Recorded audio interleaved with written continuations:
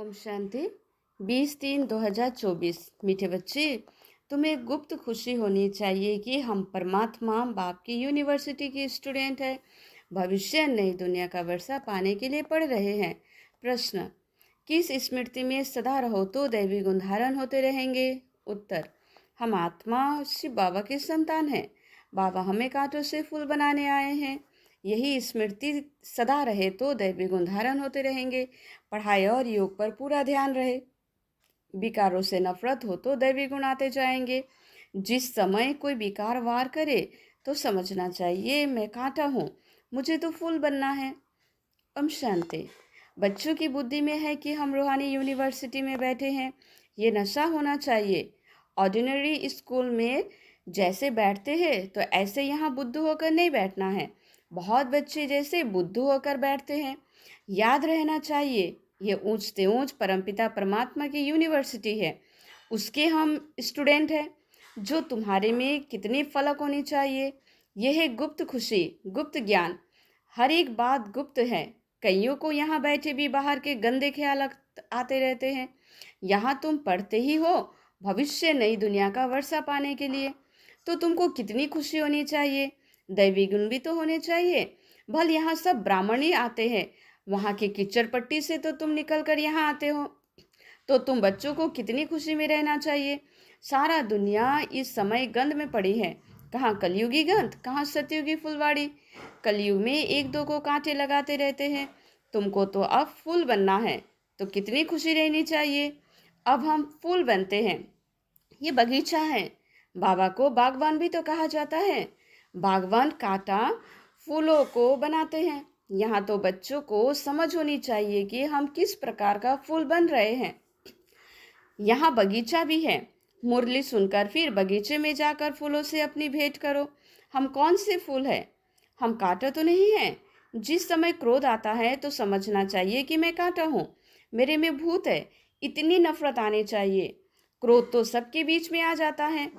काम तो सबके बीच में हो ना सके, वो तो छिपा कर करते हैं। क्रोध तो बाहर से निकल पड़ता है। क्रोध करते हैं तो उसका असर भी थोड़ा दिन चलता है। क्रोध का भी तो नशा है, लोभ का भी नशा है। अपनों से आप ही नफरत आनी चाहिए। तुम समझते हो हमको बाबा फूल बनाते हैं। काम और क्रोध बहुत गंदा है। मनुष्य की सारी शोभा ही गवा देते हैं। यहाँ शोभा दिखाएंगे तब वहाँ शोभा पाएंगे। बाबा रोज बच्चों को समझाते रहते हैं कि दैवी गुण धारण करो, स्वर्ग में चलना है ना। ये लक्ष्मी नारायण कितने गुणवान है, महिमा भी इनके आगे जाकर गाते हैं। हम नीच है, पापी है, कामी है, आप सर्वगुण संपन्न हो। तुम समझते भी हो कि स्वर्ग है फूलों का बगीचा और नरक है कांटों का जंगल। शिव बाबा स्वर्ग स्थापन करते, रावण नरक बनाते हैं। विचार करना चाहिए, हम आत्मा बाबा की संतान है। हमारे में गंध कहाँ से आया? अगर गंध होगा तो बाबा का नाम बदनाम करेंगे। क्रोध करेंगे तो गोया बाबा की निंदा कराएंगे। क्रोध का भूत आया और बाबा को भूले। बाबा की याद हो तो कोई भी भूत आए ही नहीं। अगर किसी की दिल को दुख पहुंचाते हैं तो वो भी असर पड़ जाता है। एक बार क्रोध किया तो 6 मास तक सबको असर में रहता ही है कि ये क्रोधी है। फिर दिल से उतर जाता है। बाप दादा के दिल से भी तो उतर जाते हैं। ये दादा भी विश्व का मालिक बनाते हैं। इस पे भी जरूर खूबियाँ होगी, परंतु कोई की तकदीर में नहीं है तो तदबीर करते नहीं। कितनी सहज तदबीर है। सिर्फ बाबा को याद करो तो आत्मा स्वच्छ बन जाएंगे, और कोई उपाय नहीं। इस समय राज ऋषि तो कोई है नहीं। राजयोग सिखलाने वाला एक ही बाप है। मनुष्य मनुष्य को सुधार ना सके, बाप आकर सबको सुधारते हैं। जो बिल्कुल अच्छी तरह सुधर जाते हैं वो सत्युग में पहले पहले आते हैं। तो कोई भी गंध आदत है तो छोड़नी चाहिए। पढ़ाई पर योग पर पूरा ध्यान देना चाहिए। ये भी तो जानते हैं सब तो एक जैसा ऊंच बनेंगे नहीं, परंतु बाबा तो पुरुषार्थ कराएंगे ना। जितना हो सके पुरुषार्थ कर ऊंच पद पाओ, नहीं तो कल्प कल्पांतर नहीं पा सकेंगे। बाबा बार बार समझाते रहते हैं कि बाबा को याद करो तो किचड़ा निकल जाए। वो सन्यासी तो हठ योग सिखलाते हैं। ऐसा मत समझना कि हठ योग से तंदुरुस्ती अच्छी होगी। वो बीमार नहीं पड़ते, नहीं, वो भी तो बीमार पड़ते हैं। भारत में जब लक्ष्मी नारायण का राज्य था तो सबकी आयु बड़ी थी, हेल्दी वेल्दी थी। अब तो सब बिल्कुल छोटी आयु वाले हैं। भारत को ऐसे किसने बनाया ये कोई नहीं जानते। बिल्कुल ही घोर अंधियारे में है। तुम कितना भी समझाओ परंतु उन्हों को समझाना बड़ा मुश्किल है। फिर भी बाबा तो गरीब साधारण ही समझाने की तो कोशिश करते हैं। यहाँ कोई लखपति है क्या? आज का लख भी बड़ी बात नहीं है। आज लखपति बहुत है, उन्हें भी तो बाबा साधारण कहते हैं। आज तो करोड़पति की बात है। शादियों पर कितना खर्च करते हैं। तुम बच्चों को बड़ा युक्ति से समझाना है कि किसी को तीर लग जाए। बड़े बड़े आदमी, कोई वीआईपी आदि आते हैं तो बहुत खुश होते हैं, परंतु एक की भी ताकत नहीं जो आवाज कर सके। तुम समझते हो परंतु यथार्थ पूरा समझ कर भी तो नहीं जाते हैं। ऊंचते ऊंच भगवान, ऊंचते ऊंचा ये वर्षा। लक्ष्मी नारायण को किसने ये वर्षा दिया? ये कहाँ की रहवासी है? ये बहुतों को पता ही नहीं पड़ता है। म्यूजियम में तो आते बहुत है समझने के लिए। सेवा का चांस तो अच्छा है, परंतु योग तो है नहीं। बाबा को याद करे तो प्रफुल्लता भी आए। हम किसकी संतान हैं? कितने बच्चे कायदे सिर पढ़ते नहीं हैं। बाबा से योग है नहीं। संपूर्ण तो कोई बना नहीं है, नंबरवार है। बच्चों को एकांत में बैठ बाबा को याद करना है। ऐसे बाबा से हम स्वर्ग का वर्षा पाते हैं। इस दुनिया में हम ही तो सबसे पतित बने हैं, फिर हमको ही पावन बनना है। यह अच्छी रीति याद करना है। बाप हर प्रकार की राय तो देते हैं, ऐसे ऐसे करो। जैसे क्वीन विक्टोरिया का वजीर गरीब था, रोड की लाइट पर बत्ती पर पढ़ पढ़ कर ऊंच पद पा लिया। शौक था ना। ये भी तो गरीबों के लिए है। बाबा भी तो है गरीब निवास। साहूकार क्या भगवान को याद कर सकेंगे? कहेंगे हमारे लिए तो स्वर्ग यही है। अरे बाबा ने स्वर्ग की स्थापना की नहीं है, अब तो कर रहे हैं। बाबा को तो याद करो, पावन तो जरूर बनना है। बच्चों को युक्ति रचनी है। कैसे किसको समझाएं कि भारत का प्राचीन योग सिवाय परमपिता परमात्मा के कोई भी सिखला नहीं सकते। हठ योग है निर्वृत्ति मार्ग वालों के लिए। बाप समझाते रहते हैं जब किसी का कल्याण होना होगा तो फिर लिखेंगे भी ऐसे ही। अभी देरी है तो किसी की बुद्धि में आता नहीं है। तुम्हारी है ये ईश्वरीय मिशन। तुम्हें मनुष्य को देवता बनाने की सेवा करनी है। दुनिया में तो अनेक प्रकार की मतें निकलती रहती है, तो उसका कितना भी शो होता है। अंधश्रद्धा कितनी है, रात दिन का फर्क है।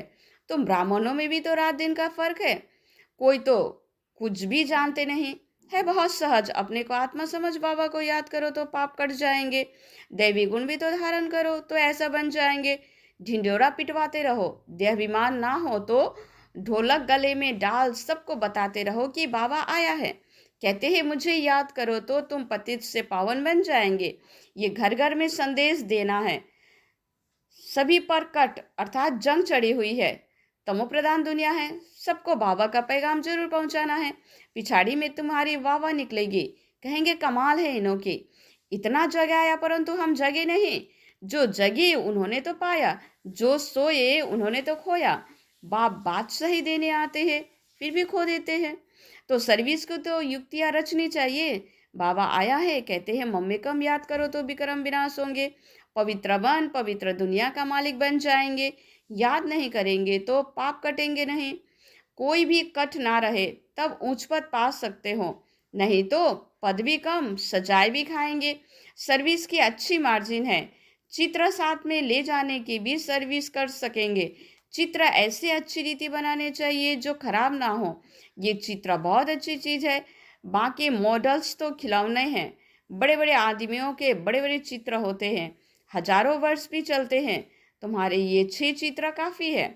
बोलो ये सृष्टि का चक्र कैसे फिरता है, हम आपको समझाएंगे। इस सृष्टि को याद करने से तुम चक्रवर्ती राजा बनेंगे। ब्याज भी बहुत अच्छा है, परंतु इनकी वैल्यू बच्चों के पास तो नहीं है। इस पर भी तो तुम समझाते रहो तो तुम्हारी भी कमाई बहुत होगी। ये ब्याज तो ऐसा है जो छाती से लटका रहे। तो ये बाबा इस ब्रह्मा द्वारा ये वर्षा देते हैं।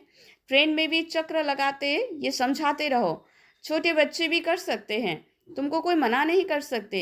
ये ब्याज ऐसी चीज़ है, हीरे जवाहरात फल फूल महल सब कुछ इसमें इमर्ज है। तो परंतु बच्चों की बुद्धि में नहीं आता है। बाबा ने बहुत बारी समझाया है। चित्र साथ में जरूर हो। तुमको कोई उल्टा सुल्टा भी बोलेंगे। श्री कृष्ण को भी तो गाली मिली ना, भागते थे ये करते थे, लेकिन उनकी भी तो पटरानी बनाया ना। विश्व का मालिक बनकर भी ऐसा काम थोड़ी करेंगे। इस नशा और ज्ञान में भी बहुत होना चाहिए। हम चाहते हैं जल्दी विनाश हो जाए, फिर कहते हैं अभी तो बाबा साथ है, बाबा को छोड़ देंगे तो फिर बाबा 5000 वर्ष के बाद मिलेंगे। ऐसे बाबा को हम कैसे छोड़े? बाबा से तो हम पढ़ते रहे, यह है ब्राह्मणों का ऊंचते ऊंच जन्म। ऐसे बाबा जो हमको रजाई दे रहे हैं, फिर तो हम उनसे मिलेंगे नहीं। परंतु गंगा पर रहने वालों को इतनी कदर भी नहीं रहता। बाहर वाले कितना महत्व रखते हैं, यहाँ भी बाहर वाले कुर्बान जाते हैं। अगर योग का बल नहीं है तो किसी पर भी समझाने का असर नहीं होता, कुछ भी समझते नहीं। बहुत आते हैं, लिखते भी है ऐसे ऐसे समझाया, कहते हैं बहुत अच्छा है। बाबा समझाते हैं, सुना?